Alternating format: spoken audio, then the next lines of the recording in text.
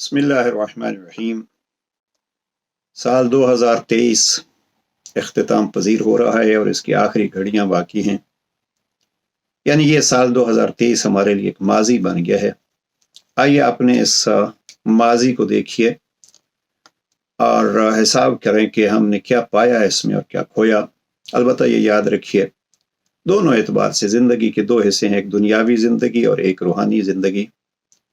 دونوں حساب سے ہمیں دیکھنا ہے کہ ہم نے اس سال میں کیا پایا اور اس سال میں کیا کھویا، اور پھر جو ہم نے پایا اس پہ اللہ کا شکریہ ادا کریں، اور جو ہم سے رہ گیا، جو ہم نے کھو دیا ہے، اس پہ اللہ سے مغفرت طلب کریں اور آئندہ کے لیے وہ چیز اللہ سے دوبارہ طلب کریں۔ مثلا اس نے صحت دی تھی، ہم نے صحت سے استفادہ نہیں کیا، اس سے پھر تمنا کریں کہ ہمیں صحت عطا فرمائے۔ تو دنیاوی طور پر ہمیں جو چیزیں دیکھنی ہیں، میں یہ عرض کروں گا کہ دنیاوی طور پر اس ماضی سے، اس لیے کہ ماضی سے سبق جو نہیں لیتے وہ ہمیشہ ناکام ہوتے ہیں۔ جناب علی علیہ السلام خط نمبر 69 میں حارث ہمدانی کو ارشاد فرماتے ہیں، حارث، گزری ہوئی دنیا سے باقی دنیا کے بارے میں عبرت حاصل کرو، کیونکہ اس کا ہر دور دوسرے دور سے ملتا جلتا ہے اور اس کا آخر بھی اپنے اول سے جا ملنے والا ہے۔ یعنی ہم ساری جو دنیا گزر گئی، جو سال ہمارا گزر گیا، اس گزرے ہوئے سال سے نئے سال کے لیے ہم نے عبرت حاصل کرنی ہے، اور عبرت تبھی حاصل کریں گے جب ہم اس کا حساب کریں گے۔ میں یہ عرض کروں گا کہ یہ زندگی ہماری دو طرح کی ہے، ایک دنیاوی زندگی اس کو ہم کہتے ہیں، اور ایک روحانی زندگی۔ البتہ یہ تقسیم آیا کس حد تک صحیح ہے، اس وقت ہم اس پہ بحث نہیں کر سکتے۔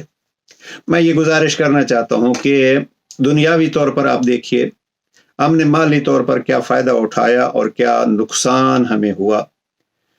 ہم صحت کے اعتبار سے اس سال میں ہم نے اپنی صحت کا، اپنے بدن کا کتنا خیال کیا، ہم کتنے صحت مند رہے، ورزش کی، ہم نے اس بدن جو اللہ کی ایک عطا ہے اس کا خیال کیا ہے یا نہیں، اور بہت ساری چیزیں اس حساب سے ہمیں کرنی چاہیے کہ دنیاوی طور پر ہم نے اس دنیا سے کیا پایا اس سال میں اور کیا کھویا، اور جو پایا ہے اس پہ اللہ کا شکر ادا کرنا چاہیے، جو کھو دیا ہے اس کو پھر حاصل کرنے کے لیے اللہ سے رحمت طلب کرنی چاہیے۔ اسی طریقے پہ روحانی اعتبار سے ہمیں یہ حساب کرنا چاہیے کہ ہم نے کسی کا دل دکھایا، ہم نے کہیں تکبر سے کام لیا، ہم کسی پر غصے ہو گئے، ہم نے کسی بھائی کے ساتھ تعلقات توڑ دیے، یہ ساری وہ روحانی چیزیں، اور ساتھ یہ ہے کہ ہمیں واجبات الہی رہ گئے، ہمیں جو محمد و آل محمد نے تعلیمات دی تھیں ان میں سے کتنی کوتاہیاں ہو گئیں۔ اس کو اگر یوں کہوں شیخ جعفر ششتری کے بقول کہ ہمارے دل پر اس دنیا نے کتنا زنگ چڑھا دیا ہے، تو وہ دعا کرتے ہوئے جو اللہ نے بتلائی ہے، ربنا لا تزغ قلوبنا بعد اذ ہدیتنا، تو اس زنگ زدہ دل پہ بھی نظر کریں کہ کس کس چیز کی وجہ سے ہمارا دل زنگ آلود ہو گیا ہے۔ شیخ جعفر ششتری کے گھر تشریف فرما تھے، عراق کے کربلا کے ایک بزرگ تھے، تو گلی سے گزرتے ہوئے کسی آدمی نے بلند آواز سے یہ پکارا کہ برتن کلی کرا لو، تو وہاں رونا شروع کیا۔ انہوں نے کہا برتن کو تو کلی کر لے گا تو، لیکن ہے کہ میرا دل اگر رب کے فرمان کے مطابق زنگ آلود ہو گیا تو اس کو کلی کون کرے گا۔ تو اپنا حساب کریں گے ہم دنیاوی طور پر اور اخروی اور روحانی طور پر، تو پھر اس کی کلی بھی ہو جائے گی۔ وہاں جیسے دنیاوی طور پر ہم ماہرین سے مشورہ کر کے اپنے مالی امور کو سنوار سکتے ہیں، اور بالخصوص میں جوانوں سے یہ عرض کروں گا کہ جوانان اپنی محنت کیجئے، معجزات کی انتظار میں نہیں رہیے، اور منصوبہ سازی انشاءاللہ 2024 کے حوالے سے عرض کروں گا، منصوبہ بنائیے، دنیا ہوگی۔ رب نے بھی یہ فرمایا، ربنا آتنا فی الدنیا حسنہ وفی الآخرۃ حسنہ۔ رب کریم نے جب دعا کا حکم فرمایا تو پہلے کہا یوں مانگا کرو، خدایا ہمیں دنیا عطا فرما اور ہمیں آخرت کی اچھائیاں بھی عطا فرما۔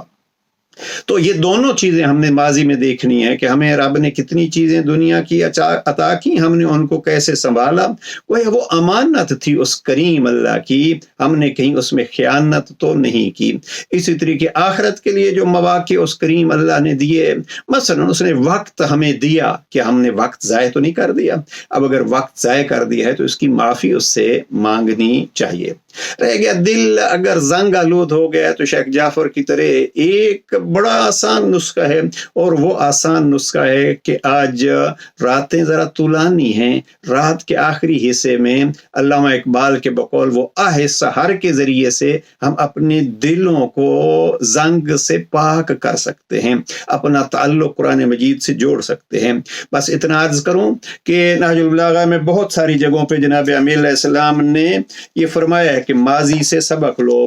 بالخصوص جو نہج البلاغہ کا طویل خطبہ ہے وہ خطبہ کاسیہ، خطبہ نمبر 190، وہاں امیر علیہ السلام نے فرمایا وَتَدَبَّرُوا أَحْوَالَ الْمَاضِينَ مِنَ الْمُؤْمِنِينَ قَبْلَكُمْ كَيْفَ كَانُوا فِي حَالِ التَّمْحِيصِ وَالْبَلَاءِ۔ تمہارے لیے لازم ہے کہ گزشتہ زمانہ کے اہل ایمان کے وقائع و حالات میں غور و فکر کرو کہ صبر آزما ابتلاؤں اور جانکہ مصیبتوں میں ان کی کیا حالت تھی۔ اب یہ ایک تفصیلی سلسلہ ہے جو عرض کرنے کا وقت نہیں ہے، بہرحال ایک خوبصورت موضوع ہے۔ جناب امیر علیہ السلام فرماتے ہیں ان کو دیکھو، اور جناب امیر علیہ السلام سے پہلے دیکھیے اللہ سبحانہ وتعالیٰ نے قرآن مجید میں جو قصے بیان کیے ہیں وہ کوئی قرآن مجید قصوں کی کتاب نہیں ہے، قرآن مجید انسان کی زندگی سنوارنے کی کتاب ہے۔ اب اس قرآن سے اگر زندگی سنوارنی ہے تو وہ حالات سامنے رکھ کے ہمیں ان سے استفادہ کرنا پڑے گا، اور یہی ہے زندگی میں ماضی سے عبرت حاصل کرنا، گزشتگان سے عبرت حاصل کرنا۔ خلاصہ جوانوں سے بالخصوص یہ عرض کروں گا کہ جوانان اگر زمانہ گزشتہ میں کوتاہیاں ہوئی ہیں تو پھر اپنے آپ کو سست مت کیجئے اور مایوس مت کیجئے، اس لفظ کو ذہن میں رکھیے، مایوس مت کیجئے۔ نہج البلاغہ کے جملات یاد آ رہے ہیں، جناب امیر علیہ السلام فرماتے ہیں زہد کا خلاصہ یہ ہے کہ ماضی سے مایوس نہ ہو، اور اگر کوئی مل جائے تو اس پہ تکبر نہ کرو، یہ خلاصہ ہے زہد کا۔ ہماری ایک ویڈیو اس پر موجود ہے زہد کا خلاصہ۔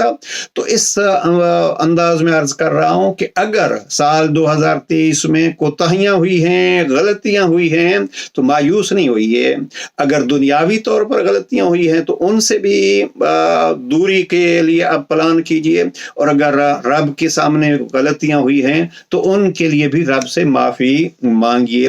اب معافی فقط یہ نہیں ہوتا کہ ہم نے تسبیح پڑھ لی، آج کل دور ہے بڑے ورد کا، نہیں، اللہ سبحانہ وتعالیٰ فرماتے ہیں کہ آپ کوشش کرو گے تو میں آپ کی مدد کروں گا۔ ان تنصر اللہ ینصرکم، پہلے آپ بڑھو گے پھر رب کئی قدم آگے بڑھ کے آپ کی مدد کرے گا۔ اس حوالے سے بس آخری جملات عرض کرنا چاہتا ہوں، ماضی میں کسی کو ٹھوکر لگی تو ٹھوکر کھا کے گرے پڑے رہنے سے پیچھے سے آنے والے انسان کو روند ڈالتے ہیں، نہیں، ٹھوکر لگی ہے تو اٹھیے۔ بس یہ ذہن میں رکھیے کہ جہاں سے ٹھوکر لگی تھی اس کی نشان لگا لیجئے، وہ کون سی چیز تھی جس سے ٹھوکر لگی ہے، پھر اس چیز سے ٹھوکر نہ لگے۔ لیکن یہ نہیں ہے کہ آپ وہاں سے واپس چلے جائیں، نہیں، راستہ بدل دیجئے، اپنی منزل نہ بدلیے۔ اگر ہم اس انداز سے آگے بڑھیں گے تو رب بھی پھر مدد فرمائے گا۔ اسی انداز سے اپنی دنیاوی زندگی کو آگے بڑھائیے اور اپنی اخروی زندگی کے لیے بھی قدم آگے بڑھاتے جائیے۔ رب نے سال 2023 کے بعد جو ایک نیا سال ہمیں دیا ہے اس سے پھر رب کی نعمت سمجھ کے، رب کی طرف سے ایک فرصت سمجھ کے اس سے استفادہ کیا جائے۔ بس یہی عرض کروں گا، ایک لسٹ بنا لیجئے، میں نے 2023 میں کیا اچھے کام کیے تھے، کیا غلطیاں ہوئی تھیں، دنیاوی طور پر میری کیا منفعت ہوئی اور کیا نقصان ہوا، نقصان سے آئندہ بچنے کی کوشش کیجئے۔ یہی ہے ماضی سے سبق لینا۔ پروردگار انشاءاللہ ہمارے گزشتہ خطاؤں کو معاف فرمائے۔ والسلام علیکم ورحمۃ اللہ۔